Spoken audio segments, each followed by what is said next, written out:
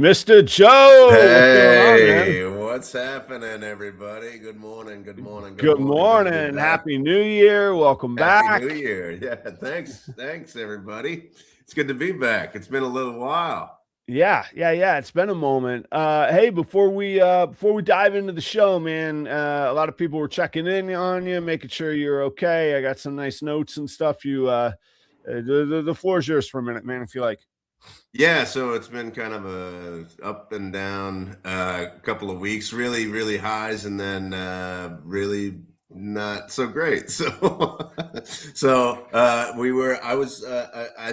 think the last time I was here, it was the day right before Christmas. So is that right? That's right? No, we did. Oh yeah, it was the day before Christmas because I did New Year's Eve solo because you were on vacation. Yeah, because I was gallivanting cross country internationally. Yes. Yeah, that's right. So we flew up to Buffalo. We went to the Bills-Eagles game, which was great. That was really fun. And Aiden was there and Chelsea. And then we looked at a school, Erie Junior College up there, who really wants Aiden to go and kick for him. And so that was great. And then we went to Niagara-on-the-Lake. Fantastic, beautiful town. If you haven't been there, it's really cool. We did New Year's Eve there. That was really cool. It's like this town square, and everybody goes out to the town square at midnight, and there's this big clock tower there, and you count down there. It was really nice. Is that right before you tell everybody the Redcoats are coming? You're like, we'll gather. It was kind of like that. It was very like old school. Okay. And actually, we went to a party for New Year's Eve in town, the Old Angel Inn, which seemed like this. It's like this really old, cool bar, and it seemed like it was like from colonial times. I should probably know, but it was great. It was like real low ceilings, wood, everywhere, and it was nice. It was really nice. And then we were going to fly back on last Friday, but Chelsea had worked with a buddy of mine, Jay, and surprised me. And we went into New York, and I flew into New York City. Chelsea went home. I flew into New York City. And we went to a show. My brother came in from Pennsylvania, and we went to a show. That was really great. Fun times. But in the midst of all of this, my stepfather had a stroke, and he was diagnosed with cancer maybe 6 weeks prior, and then he had a stroke, and it was from blood clots, right? They think it came from the proliferation of that cancer, and so. He was in the hospital. So instead of coming back, I was supposed to fly back on that Sunday. So not this past Sunday, the Sunday before. Wow. It seems like a year ago. Right. Instead of flying back to Florida, I went to Stroudsburg, and then he passed away the next day.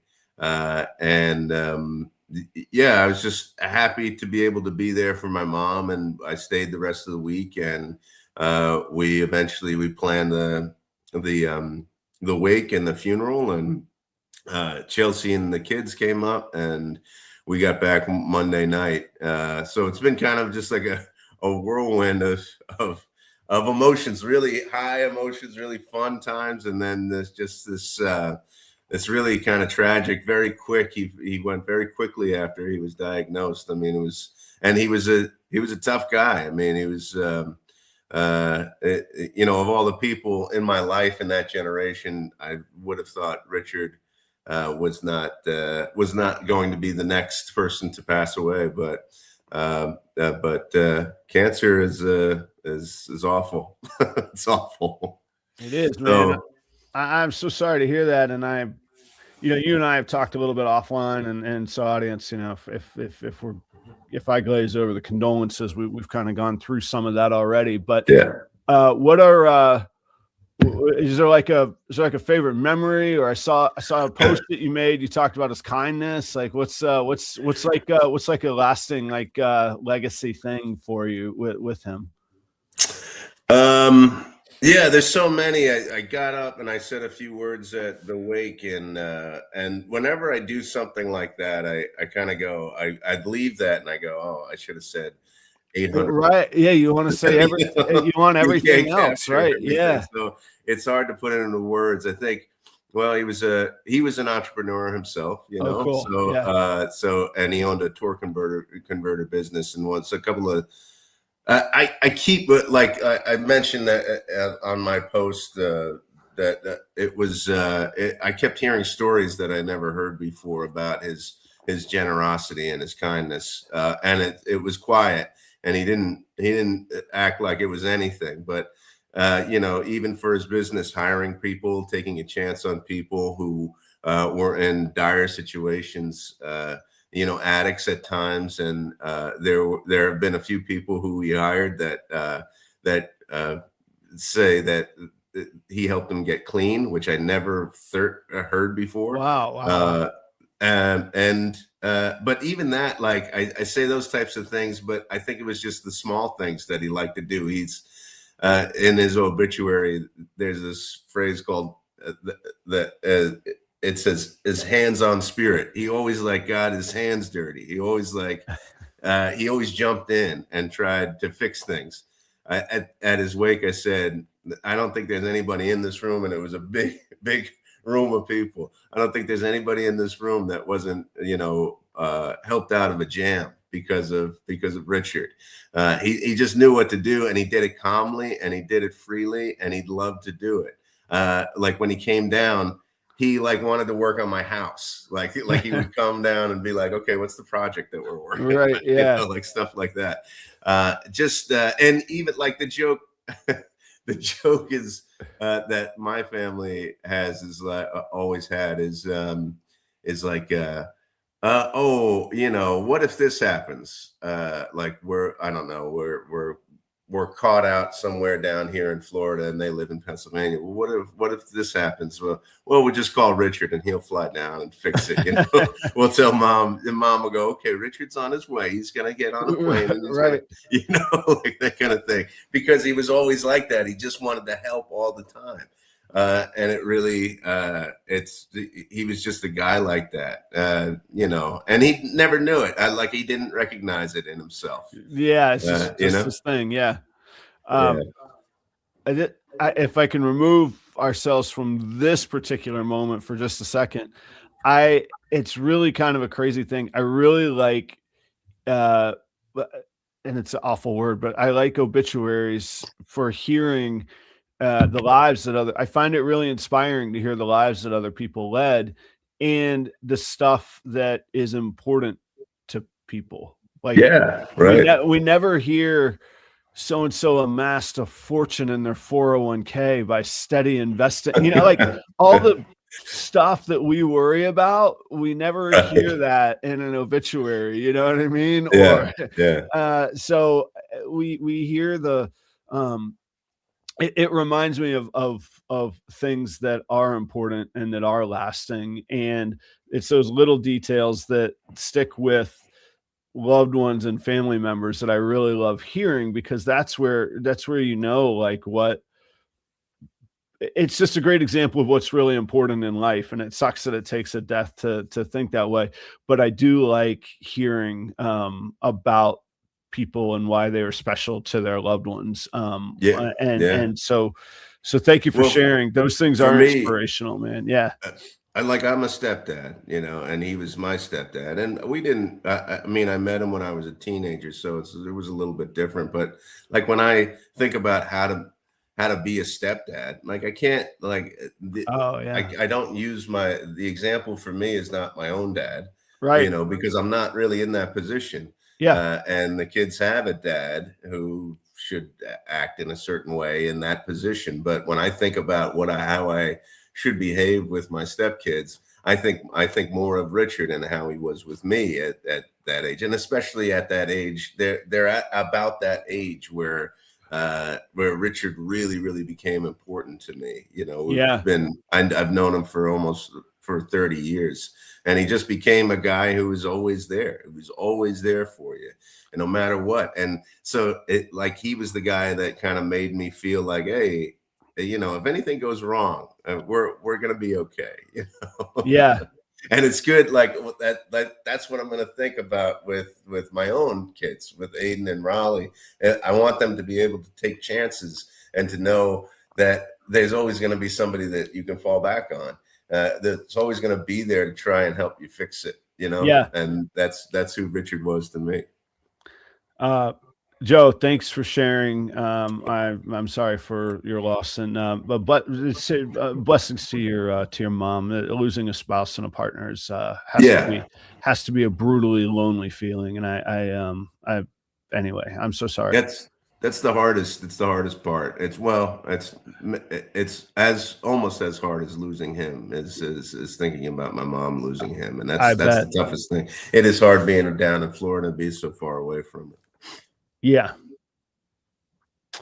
How was the city, man? There's a charm of New York, especially in the wintertime. Yeah. Man. I got to tell you, holy smokes, yes, that was fun to be in the city. It was great. I haven't been in 30 years. No, I was there in 2000, the summer before 9/11. I haven't been in 26 years. I got to go back, man. I got to go hang out, man. Well, the first city I was in was Buffalo. Oh, and that was great. That was like, I was like, oh my gosh, this is it reminded me of like, small, tough. It actually reminded me of Philly a little bit. And to be in Buffalo and we got snowed in a few times too. So it was snowy, it was wet. Even during the game, we got just drenched in freezing rain, and I loved like every second of it. It was so fun. It was really, really fun. That was great.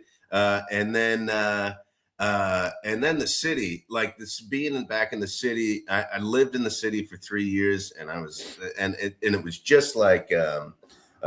Like you just feel like everything's alive around you. It is, like creating and creating and creating, and it's so fun just to be in the midst of that. And I stayed in Times Square and everything, which is like a big touristy town and part of town and everything.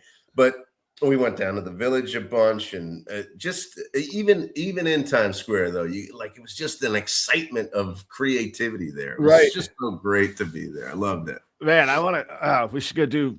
We should go do the city together. We should go do New York sometime together, man. It was a blast. And the show.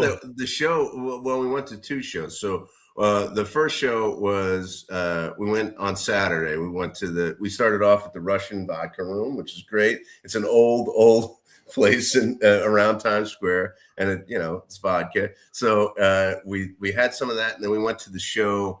It's this show called All Out. Okay. And it has a rotating cast of comedians. So the night that we went was Jim Gaffigan, Wayne Brady, Cecily Strong, and Ben Schwartz, who were all of the comedians. Okay, it was like an improv kind of show, or what? It wasn't. It's not an improv show. It's like it's written by this old SNL writer Simon Rich, who writes a bunch of vignettes. And so they're kind of monologues or little sketches that they do together. And they're kind of reading it. And then the interludes are there was this incredible band. The music was fantastic. It was just, and we sat like right. Yeah. I had front row seats. Oh, that's cool. They're not the best seats because you're just kind of like this the whole time. But it was kind of strange, like to be there and like just have the actors right there in front of you. It was really strange, but it was great. A show at I've only been to one show at Red Rocks in Colorado, which is an iconic place. Oh my gosh, beautiful spot. Yeah, and my buddy hooked up front row tickets, and I was like, "Oh, we got front row seats at Red Rocks." And I almost I'll see pictures of Red Rocks, and I'm like, that's not how I remember it, because you almost want to be back. And you're right, it's super cool because this band is, and I mean, anyway, I get what you're saying. It's a strange, kind of strange thing. Almost you want to be back just a little bit. Yeah, you would design the show so that all people can see it. So there's all these details, and so it's kind of like if you're sitting back, you can kind of see the whole thing. but I was going like this and I was going like this. Oh, Going like right. this. Yeah. You got to like turn your head, but it was still like amazing. And very fun, very cool. And then we went to a late night show down at the cellar, with the comedy cellar there, Yeah. down in the Village, and we sat in the front row there, which might not have been the best choice. Would you get it like a Gallagher? You didn't get the smashing watermelons, right? No, but like when all the comedians like to do crowd work now. Oh, So yeah, and everybody, there aren't like, that's what hecklers have brought on. The comedians are like, screw it, I'm coming to you first. Like, yeah, they just do crowd work and heckle people. Like, yeah, I wouldn't say it's an art, but it's yeah. So we were picked on a lot, and we were probably, and it was a late show. It was like I think it was a 12, maybe a 12:45 show. Okay, real late, yeah. Yeah, and I guess that's like a younger crowd. Yeah, that's because the old people have gone to bed. Yeah. So we were old and in the front row, and yeah, there's a lot of picking on us. And I probably shared too much about my history at that show. I see. Okay. But it was fun. It was great. I loved it. Oh man, yeah, that sounds like a fantastic trip. We gotta, like I say, we gotta go do that. My only problem with New York City is it's like LA, man. I can't go for more than like 2 days or 3 days at the most, because I won't sleep. I want to eat everything. I want to see everything. I want to hear everything. I want to feel everything. Anyway, yeah. It's funny. I came back and I was texting with my buddy who I went with there, and he said, of all the things, he texted me and he said, how about that sandwich we had on? Right. Yeah, exactly. The Times Square Rubens, right? Yeah, you get a little pastrami, We actually went to Brooklyn's, to this place called DeFonte's. Okay. And we went to Brooklyn, and the sandwiches we had was amazing. That's great, man. That is really good. Well, Happy New Year to you and Chelsea. Happy New Year. Yes. Yeah. What's been going on with you? I'm sorry. What's been going on with you? Man, everything. I got I don't know if you've seen, I got the new studio set up here. I've been playing. Looks fantastic. Thank you, man. Did you see the little lightning ball in the corner there? It's like an afternoon at Spencer's in the corner in the mall there, Makes me happy. How long have you had that thing?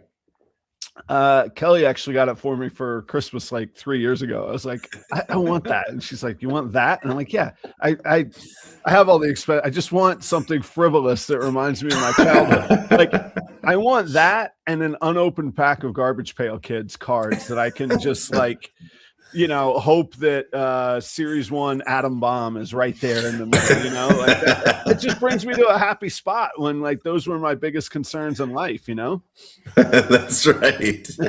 Those things were always so cool. Yeah. And I never had one, but I always went over to my friend's house, and then when they had one, you put your finger on it. That's the thing. Yeah, my parents were never going to buy me that crap. Like now I can buy me that crap. Yeah, I could just sit there. It's so mesmerizing to just put your hand on, man. It's so cool.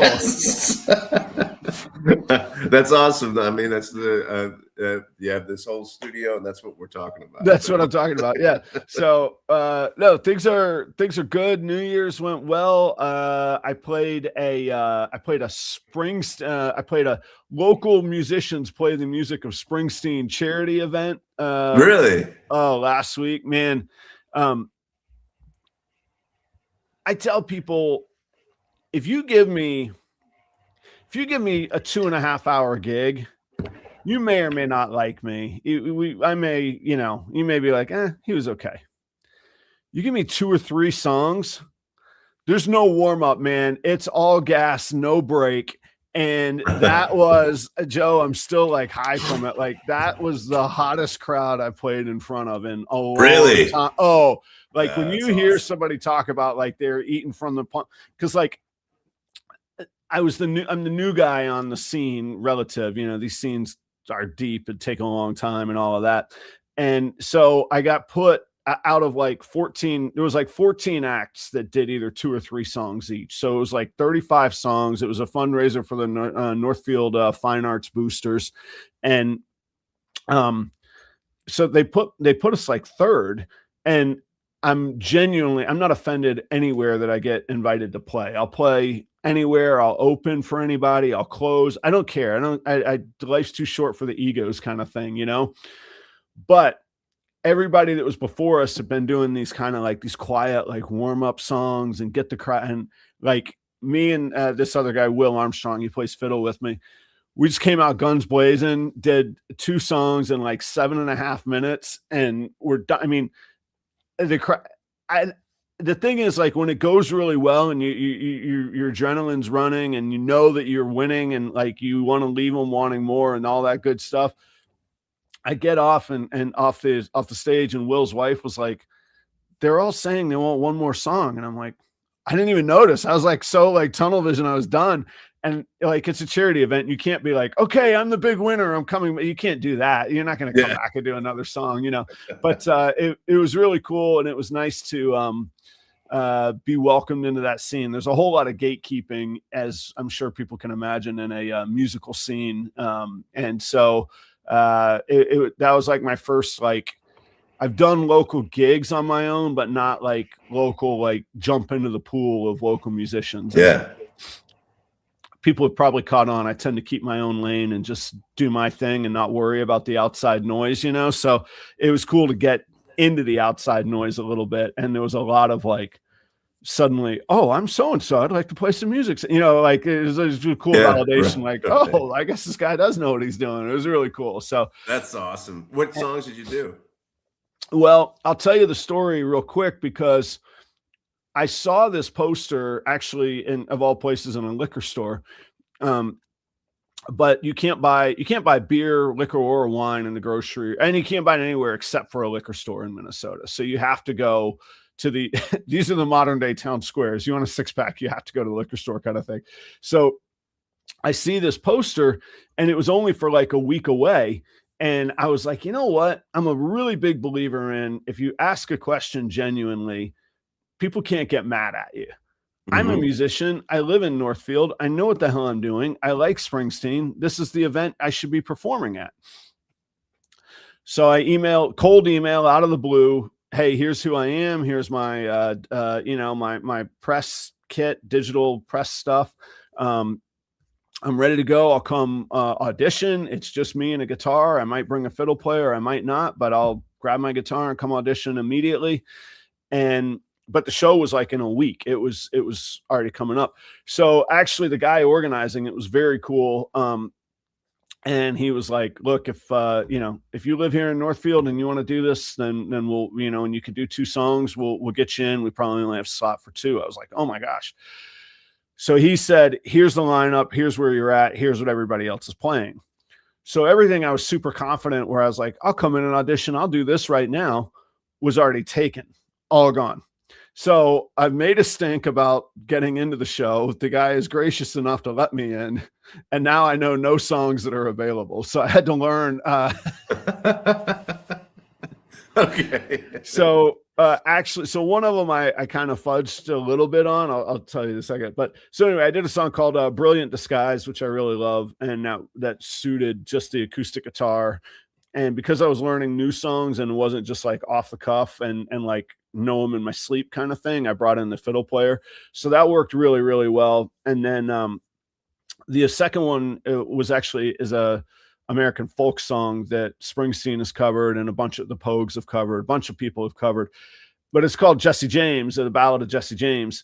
And we did that. And what people in the audience might not know, and Joe, you might not even know, Northfield, Minnesota's claim to fame is that Jesse James and his gang robbed the Northfield Bank. And we have a festival here every year called the Defeat of Jesse James Days. And the story is that the town rose up and ran. It's the only bank that Jesse ever robbed that he didn't get any, that they didn't actually, they were unsuccessful in robbing. And and then the story grows, and we turn it into a festival, blah blah blah.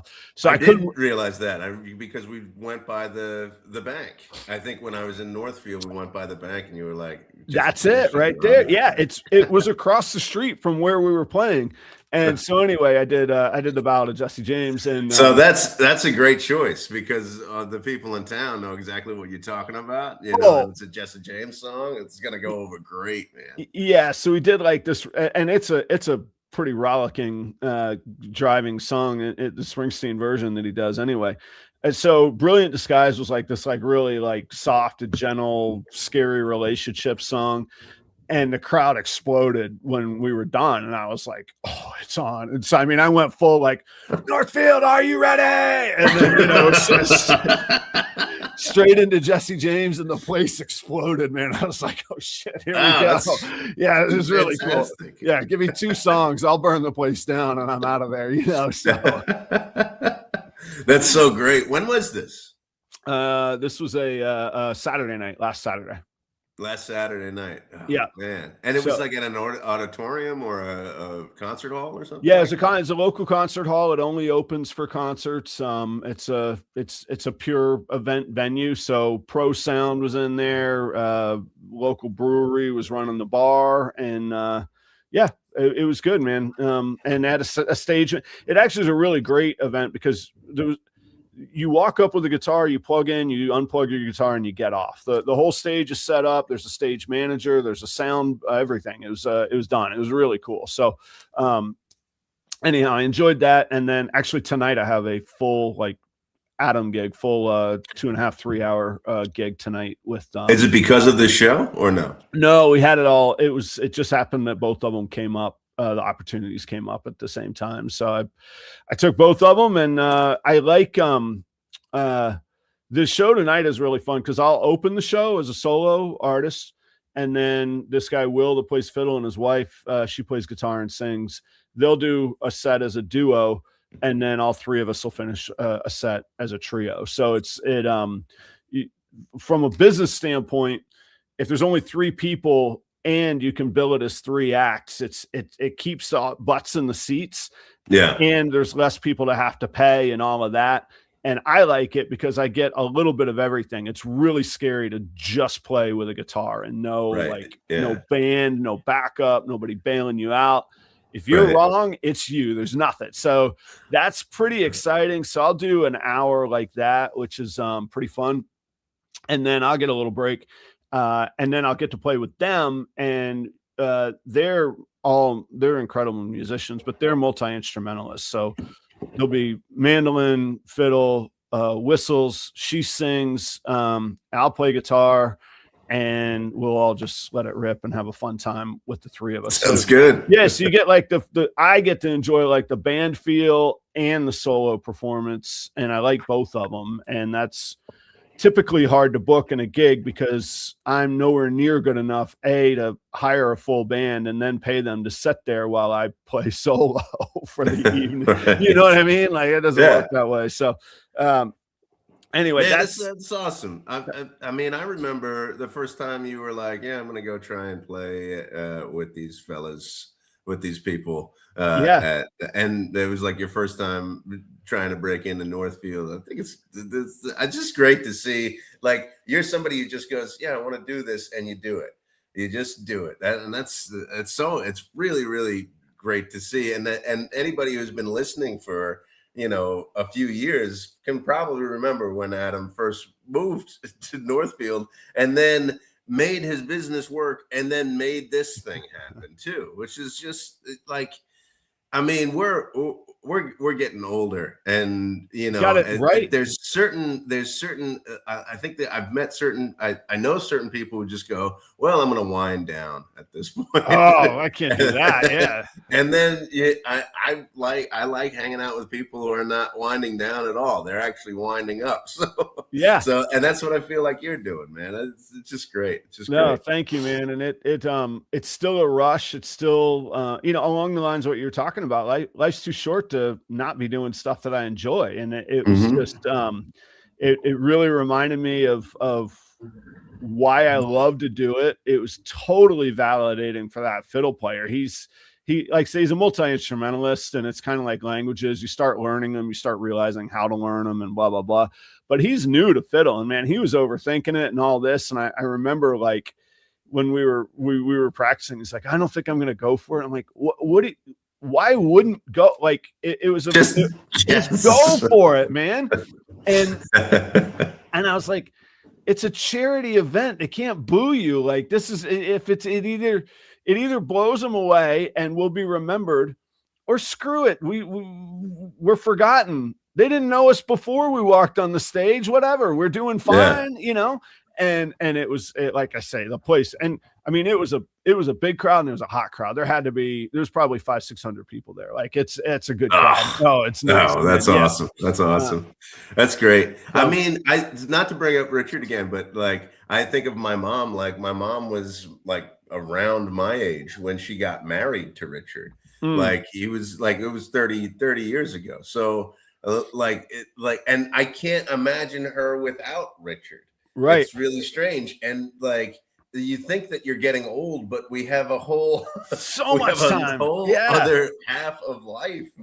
I hope I'm just rounding the bend. Yeah, exactly, man. Yeah, it's great. It's really good. I mean, but honestly, that was kind of the going back all the way to kind of my end. I call it my dark time. My end of restaurant time. As long as I felt like I had been doing it, which was like 25 years. I still had 20, I was 41. I still had 20 plus years. And I remember just being like, oh, I'm damn sure not doing this for another 20, like it was like, anyway. So yeah, I do think about that stuff. And I try and enjoy it, man. And I'm lucky and I'm thankful. It is a little bit of a luxury. You have to be at a certain point in life to be like, I'm going to dedicate a whole bunch of my time to something that doesn't pay and that I'll lose money on. And I don't know, we probably put 6 hours into that 7-minute performance. You know what I mean? Like it doesn't make sense rationally in my normal line of thinking, but you gotta find those moments of fulfillment. But Joe, if we pivot back to our roots here for 1 second, man. There was big news this week in the reptile world. Did you hear it? No, I don't know the news. I've been kind of disconnected a little bit. And that is fair. I understand. I wouldn't hold it against you, even outside of that scenario. But I appreciate that. But are you you're a song and dance? See, you like some entertainment kind of stuff. Did you watch the Golden Globes by chance? I did not watch the Golden Globes. No. Let me give you a little synopsis, okay? Okay. 2026 Golden Globe Awards. Rose Byrne won the Golden Globe for Best Performance by a Female Actor in a Motion Picture. Best Performance. That's a pretty big award, huh? It is. I don't know who Rose Byrne is, and I'm not familiar with these movies and whatnot. I love Rose Byrne, actually. She's great. Okay, but I've been led to believe Best Performance by a Female Actor. That's a pretty big deal. I feel like that's toward the end. That's the headliner. That's what people are there to see, right? Okay, all right. And she said in her thank yous, I want to thank everybody. I want to thank my partner, but he's not here because we're getting a bearded dragon and there's a reptile convention in town that he went to instead of coming here tonight. For all the world to hear, man. Like we're breaking through, baby. It's happening. Not only did I hear this, it didn't register that this is what you were going to talk about. I did hear this. Get on your game, Joe. You're in the industry, man. I know her, and I'm also a fan of her husband, Bon. He's an actor as well, and I didn't know that they were to the reptile scene. That's really cool. Yeah, man. So it's been now probably in our own little world of social media, but it's definitely been making the rounds in memes. You can imagine how that's been co-opted into a variety of various contexts of we're winning, we're going mainstream, we're finally getting some cool public recognition. Yes. And I will say, like, if we were to do like a strategic analysis, blah blah blah, of a business model, but one of the really, really good selling strengths of reptiles is that in a busy life, in an, apartment, condo, small living driven scenario, traveling scenario, you can have reptiles and give them an appropriate life and give them an appropriate care, but you don't have to take them out 6 times a day. Like, we're going on a cruise in 2 months, like 8 weeks from right now, I'll be on a cruise. We're spending more time figuring out what to do with 2 dogs than I am figuring out what to do with 300 reptiles Right. and thousands of rodents. Like, they're going to be all right. So, this is a good question coming up here. So no, I think it's a really cool selling point. And I think as life continues to get busier and busier, as priority, we see people's priorities as being out of the office, away from home, faster paced lives, smaller living spaces, all of that kind of stuff. This fits all of that, So, Caffeinated Lizard says, I know you're a ball python guy, but do you have any concerns about that catapulting reptiles into the mainstream and increasing demand? I don't have any concerns. I hope it does. The only concern would be, we don't want to see impulse buys and people being like, oh, this will be cool for 3 weeks. I wouldn't want that. That would be a concern, but we try and keep an eye on that anyway. But no, I'm not concerned. I'm ready. Like, if we need I'm excited if that's the outcome, and I hope it is. I hope we hear more of people that can't be there for the reptile convention. Okay, the impulse buys. Yeah, makes sense. There is how do I put this? I have a self-awareness of the industry and the world that I work in, and there are inherent risks and downfalls and ethical concerns. And I try and do the very best that I can in that world, having accepted that there is going to be downfalls to that. And to some people, that's not good enough. I had somebody yelling at me on TikTok yesterday, and I get that. I do try to vet owners. I do try to make sure that that they're ready, and then I also try and make sure that even just to plug my website, but even on my website, my direct phone number is on there, care sheets are on there, education blogs are on there. I want them, there has to be an onus on the owner as well, and that's not. And I do the best I can, is what I'm saying, and I think about it. Sometimes just the thought process of, does this stuff matter, is the right way to do these things. Even but it's good to be aware of things like this happening, though, because then you, like, not that you wouldn't be vigilant before, but maybe you're even a little bit more vigilant about this. Maybe there is a little bit more of a demand that happens because of something like this. And so, yeah, be vigilant, be even a little bit more vigilant than in the past, I think is a good way to approach this. Yeah, and it can be, that vigilance in its best form is offered as service. Hey, let's talk about your enclosure. Let's talk about your lighting. Your bearded lizard is going to need heat and lighting, is going to need a very specific setup versus what the ball python is going to need. And so it can be given in the form of service rather than, tell me about yourself. Are you good enough? There's Right. 2 different ways to have that conversation, and one is inherently far better. So, yeah, I welcome it. I'm excited for it, and I'm looking forward to it. There are things, like, in my own personal history where I've been like, wow, that would be really cool to do. And then when I go to actually do it and I realize what's involved in it, by just being educated by the people who are selling, it makes me go, that's not for me. So so there are occasions when people do act that way, and just by simply educating, I think it might give them pause. Right. So, and that I do try and keep that in the forefront of my mind of just really trying to, especially when it's families that are getting their first animal, I really try and exude that, and a lot of them do. You got to call me if you have questions. You don't freak out. It does me no good for you to have an unhealthy animal and for you as a family to be unhappy with this whole experience, because if it's great, Yeah. you're going to love it. And if it's horrible, it's going to be really horrific because this thing's going to die. And it's not good. So, yeah, it is in the forefront of my mind, especially at expos and stuff. If somebody's coming through Morph Market to purchase, generally they've done a fair amount of homework. And honestly, sometimes the problem there is that everybody thinks they're an expert. Oh, not buying from you, you keep your snake in a tub. It's like, all right, you've already done too much research. That's fine. Go ahead. I'm not gonna, yeah, it's not worth fighting that wave either. It's like, yeah, okay, go ahead. So Good day. let me ask you this, because I've had this on my mind, and it's kind of what we've been talking about.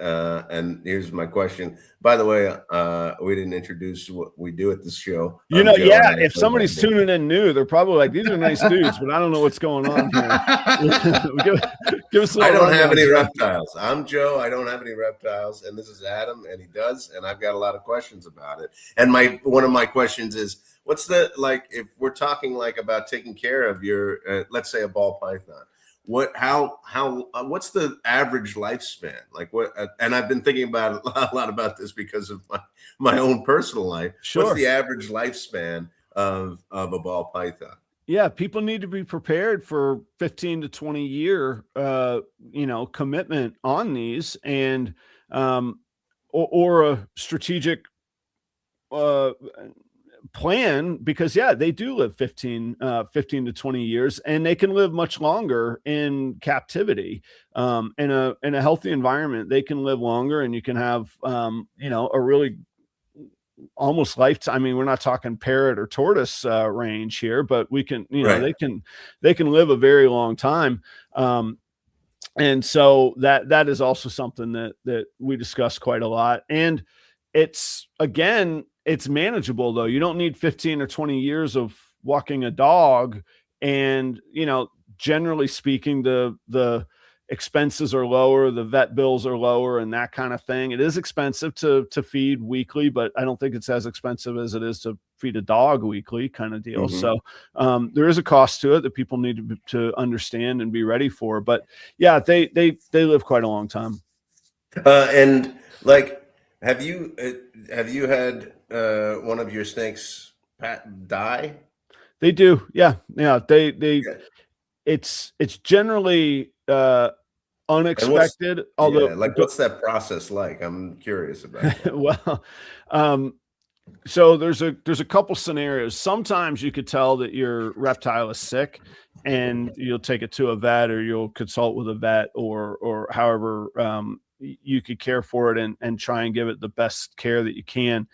In my experience, generally, by the time that you're, especially from a pet keeper, by the time that you're witnessing really severe symptoms, it's often too late. And I hate to say it, but it takes a little bit of experience to go, I need to be keeping an eye on the poo. I need to be keeping an eye on behaviors, and are they behaving in their normal pattern? And some of that takes time to know what normal behaviors, normal poo is, normal patterns are. When you see the patterns get disrupted, and you can get it to a vet, or you could get the vet consultation, good things generally happen. By the time it's visually depleted, or its skin gets really loose, or it's lethargic, in my experience, that's often too late, and so it's not going to go as well, unfortunately. The first signals are behavioral patterns, differences in behavioral patterns. Yes and no. Yes, in that they will change their behaviors. No, in that some behavioral changes are completely normal. Like, it really freaks people out that male ball pythons, some of them will only eat 3-4 times a year. And it's really hard to tell a pet owner, be cool, that's fine. How's its body condition? How's its skin look? How's its weight doing? It's fine. Most of them think I'm just blowing them off, and then, and then they start shoving rodents down the snake's mouth, trying to force feed it because they decide that it should be eating when it's actually just fine not to be eating. So yes, it's a change of behavior, but it's also don't freak out in that change of behavior depending on what the behavior is, you know? Right. Yeah. Um, Great question from Chase Down Reptiles here. That would have been one of my questions as well. How do you, Gabe? What questions do you ask? Oh, I ask, you know, usually, you know, when they're looking, I'll be like, hey, do you have the setup at home? You know, they're excited. I'm like, are you excited? How's it feeling? Is this, you know, is this an animal you're feeling like, it might be the one for you when they're holding it? And if I sense that they're, close to purchasing, especially if it's a family or somebody who's clearly on their first one, and usually somewhere I will have already said, do you have any at home? If you have one at home, then I'm figuring out, is it a pet or is it a breeder? Or is it somewhere in the middle of a hobby breeder, pet owner? And if they have one at home, if they're hobby breeding, if they start talking about hets and genes and genetics, yeah, there you go, Troy. Yeah, Troy's found them that live just long time. Then I'm kind of, they have their experience, and I don't have to come across patronizing of, because I do believe there are many successful ways to keep a ball python. I prefer a tub setup for a variety of reasons, and people that want to have that discussion, I'm happy to have the discussion with. But other people, they do keep them in terrariums. I try and, or PVC enclosures. I try and steer people away from the aquarium setup, but it can be done as well.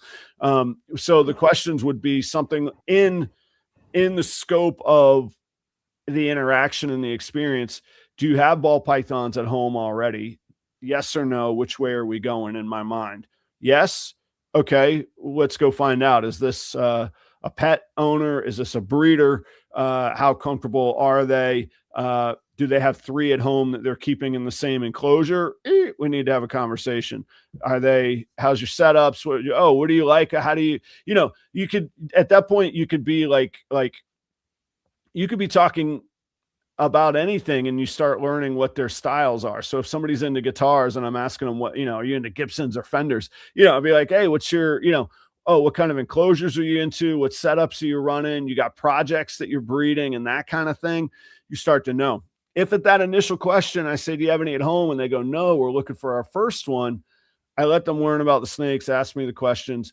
But before they go, I always ask, what's the setup? What do you got going on in there? And sometimes they'll be like, well, I have my heat lamp, I'm ready to go. And I'll be like, well, a heat lamp can be an appropriate component depending on your setup, but do you have belly heat? Because belly heat is really kind of non-negotiable. If they're belly heat, that means I'm guessing that's heat from below. Correct. Yeah. For ball pythons. Yeah. Okay. Yeah. It really needs to be from below. And that again is my guidance. I regret that there are pretty big name companies that have ball python setup packages that only have a heat lamp, which is not, in my opinion, the best setup. So, you know, that belly heat question is always important and tells me a lot. If I ask them, hey, you got to make sure you know the difference between a thermometer and a thermostat. Do you have your heat on a thermostat? And they're like, yeah, we have the little dial that you hang in the cage. I'm like, no. That's a thermometer. You need a thermostat that will control the heat. And then I say something, you know, I'll say something like, I hate to say it, but Google burnt ball python. You will see why you must have a thermostat. You do not want to come home to a burnt ball python because they're not smart enough to move off of the heat mat. And in those conversations is where you go, okay, and here's what happens. Here's the reality of what I find that happens. If you're at a show and there's 99 vendors in there selling ball pythons, and they see that they're not ready, one of 2 things is going to happen. They're either going to say, thanks for your help. How do I get this stuff? Or they've had enough of my questioning and they're going to leave and remove themselves from my table. hopefully if they're not ready, they go out the door and they go thinking about it, or I've left them with food for thought. But chances are good they're going to go find somebody else. And I Right. don't like Yeah. that they're going to go buy from somebody else. But the thing is, if there's a little bit of friction that they have to overcome, they're either going to move on and think about it. And I hope that the outcome is that they go, I wonder if that guy had a point about that belly heat stuff, or, Yeah. and at some point is when you go, I could give you the best information in my experience, but maybe, and sometimes you have to say, I might not be the guy to sell you this snake today, or I'm not, I'm not the guy to sell you this today. If you don't have these things, or, there was a guy that I know, and he was like, well, I keep them out on my porch. It's kind of open air, but it's secure. And I'm like, no, it's not going to do well out there. I can't stop you from buying from somebody else, but I can't sell you this snake today, kind of thing. Yeah. So yeah. I think, good. I think that's why it's really important for all breeders to kind of to ask those questions, so that they're going to continue to get the same kind of questions, and so that a new consumer might know and understand what it takes, that this is a commitment, that you need to be involved, you have to have the right stuff, and I think that's really important. That's why, but I think are there breeders and sellers that don't do that type of thing? Yeah, or to varying degrees. I mean, Yeah. here's what I don't like. And sorry, Troy brings up a really good point. There's a lot of really good setup videos and information out there. I personally, to Troy's point, on properroyals.com, when I'm showing people this, there's actually videos embedded about, hey, here's your resources, here's your setup. And they're not my videos. I actually take a little bit of pride and confidence in going, hey, here's somebody that I really respect in the industry, and I couldn't have done a better video than they did. So check this out. Here's a tub setup, and here's another video that talks about good, better, best tub, or aquarium, terrarium, tub, and the benefits of each. Take 30 minutes and watch these and give me a call. And I love the local shows because I could say, I'm here in town. Just call me. I'll help you out. I'm not going to come over and build your thing, but I'll come talk you through. I'll talk you through it on the phone. Or don't buy today. Call me in a week when you're ready, and we'll set up a little something. I got a shop. You don't have to wait for a show to do business.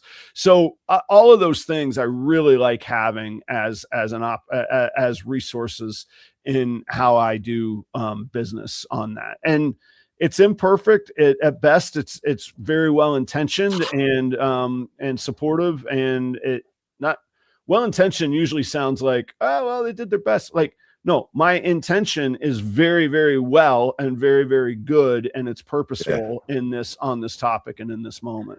Yeah. Do you have a lot of people, like Troy says in this, that where they're like, I got to set up, and it's this setup, and I've been working on it for a while, and you and I have talked about like the beauty and the joy of anticipation, man. Yes, oh my gosh, there are people that are like, they'll like show me videos. They're like, look at the humidity up here in the corner. Look at the temperature over here. And I'm that's like, awesome. And I'm like, dude, I'm like, you're my boy, dude. And I'm like, you're gonna drive yourself nuts. There is sunrise and sunset in nature, and there is a variation, and cold fronts come through and warm fronts come through. You can have a little bit of variation. It's okay. But those are they're entertaining, but they're also like, those are your heroes. Those are the ones that are going to be your like, how many do you want? Or they're going to be the ones that tell 9 of their friends, like, this guy sold me an amazing ball python. So but there are people that are like, man, I've been dialing it in for 3 weeks. I'm like, you could just turn it on. But either way, however you want to do it, it's pretty cool to see. So and sometimes but those could be the toughest too, because if they have a setup that they're convinced that they've dialed in and there's a component missing, sometimes you have to speak up and say that. You have to say, hey, that is beautiful, it's built for your human enjoyment. Here's a couple things that your ball python, which is priority number one here, must have. You got to get those implemented into this setup, Okay. So yeah, you could do that. This is so I know that we had a long period of where we were just catching up, but this is what we did. This is why I love this show. This is like because you're knowledgeable, the chat is knowledgeable, all of the engagement and everything. It's just such a collegial atmosphere that you want in a community, in an industry, and we have people as well who help us do this show. And we just don't want to forget about them as well. We didn't even get to our topic today, did we? No, I know, but that's cool. We got one in the bank for next week, Yeah, right. I do want to say, no pun intended, a heartfelt thanks to Heart of the Python. That's Bill and Kate Peevers out in Massachusetts. They're a family operation, working a couple different projects together, having a fun time with it. Kate's working on Monarch and Puzzle, and those of y'all that know Genes, I could say, oh, they're having a good fun time with it. You're like, oh, Monarch and Puzzle, they're being pretty serious about it. Bill's enjoying working Monsoon, and then the kids work Sunset and Clown projects. They vend all over the country. They travel incredibly to these national shows. And what really, I talk to Kate fairly often. I actually just talked to her yesterday chatting. One of the things that really I enjoy about them is how serious a concern they are for their animals. And they have what they call, along the lines of what we were just talking about, what they call their Heartline. And Heartline is ball pythons bred for temperament, for first-time new owners, animals that handle well, that eat frozen thawed, that are acclimated to terrariums or PVC enclosures, which is a really cool amount of effort and care, and speaks volumes about the kinds of people that they are. So go check out Heart of the Python. Actually, I can't wait to get an animal from them. I don't have an animal from them, but I've gotten to know them very well, both in person and sort of remotely. Man, Cold-Blooded Cafe, Joe. You know what nice thing about Minnesota winters are, man? They're very cold, and they keep the rodents as fresh as possible. The delivery came yesterday. I still left that box right on the front porch. I'll get to it this morning. It's 10 degrees out there. It's cool, man. Yeah, the delivery is here. The freshest, highest quality frozen rodents. Use a promo code PROPER11 at Cold-Blooded Cafe. Get yourself free shipping on orders over 200. And then, of course, Husbandry Pro is breeding season. How are you going to track all the pairings, all the locks, all the adjustments? Did you throw a backup male in there? You could track it all. You're going to track all the genetic history. All of that can be controlled, tracked, and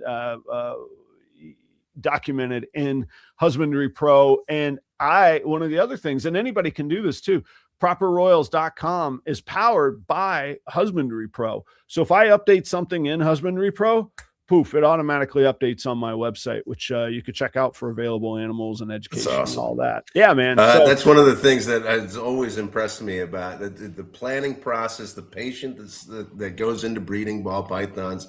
That's something that I go, oh, wow, I can't wrap my head around that. And Husbandry Pro makes that easier. That's right, man. QR codes, you're managing on your phone, zip. It's great, man. Joe, you got anything fun coming up this week? You're just going to get back to normal and enjoy like a little bit of home life? What do you got, man? Yeah, I'm trying to get back to normal. I don't know if I will, though. I mean, next time, right? I mean, the Eagles boofed it the other night.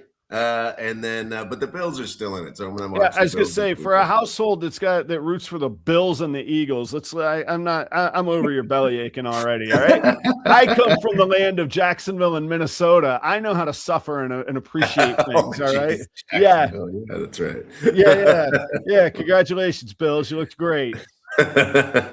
Must be nice. Great game. That was a great game, though. It was a banging game, man. Yeah, better watch out. You doing anything fun this week? Yeah, I got a little spoiler.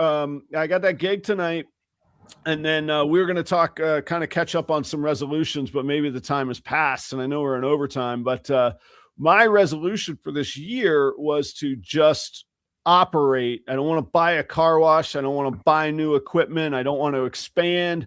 I want to do what I do, and I want to do it well. And you've already failed miserably at that. Huh? Look, but I am the king of believing when an opportunity presents itself, you have to take it. There's a colleague here in Minnesota who I've actually known since I first got to town. She is stepping out of the world of ball python breeding down to just pet ownership. And will be picking up her equipment and some animals from her this weekend, which is pretty fun, but it takes a lot of I've got a new rodent rack coming in, which is great, but I've got to get that sanitized, cleaned, and moved in, which is hard to do when you do your sanitizing and cleaning in the shop and it's 10 degrees outside, and that can't go into your shop until it's cleaned and sanitized. So I'll be rolling that bad boy right into the car wash bay. And oh, that's perfect. Yeah, I know, man. I got the answer, and then I'll need to set up the animals in a quarantine and make sure that they're safe and healthy for probably month and a half, 2 months, something like that. But you inspect them, you document them, you get them clean, you get them set up. I've still got a rack here at the house over here. But it's exciting. And it was these are from a breeder that wasn't messing around. There's some pretty cool stuff going on in there. More about that. Yeah. So I'll be going through those logistics. Matter of fact, today I've got that gig tonight, but today and tomorrow and Saturday, I've got to get the shop rearranged for receiving some of these things. And I'm excited because I'll further expand the ASF rodent production too. So here we go, man. This is where it's at.